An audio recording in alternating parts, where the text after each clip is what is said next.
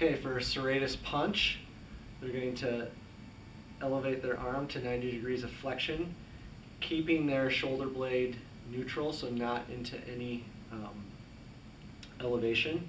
And then they're going to protract, bringing their fist towards the ceiling at a rate of 2 seconds, holding for 2 seconds, and then really focusing on that eccentric phase, bringing the shoulder blade just back down to the table with 3 seconds. So up 1, 2, hold 1, 2, down 1, 2, 3.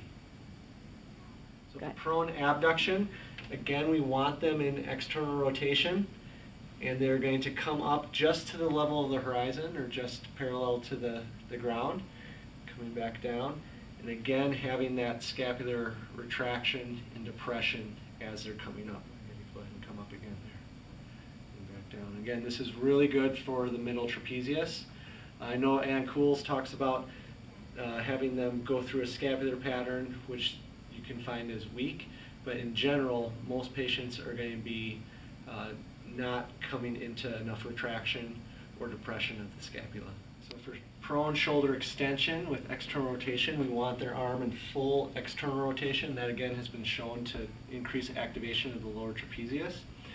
And they're going to extend their arm back just to the level of the hip and back down. As they're coming up, they're going to retract and depress the scapula and coming back down. And again, you do not want their arm coming past the level of their hip. That's going to put too much anterior stress on the shoulder. And we want that coupled retraction and depression through the scapula as they're coming up. For sideline shoulder external rotation, which is going to be really good activation of our infraspinatus and teres minor, we want to have the towel roll there. Reinhold's study showed that gets better activation of the infraspinatus.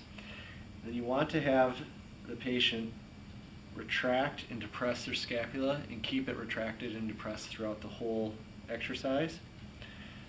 And then they're going to keep their elbow at 90 degrees or a little bit more and not moving at all from the elbow. Keep their wrist neutral, and they're going to rotate up as high as they can and back down. So it's just a pure rotation through the glenohumeral joint.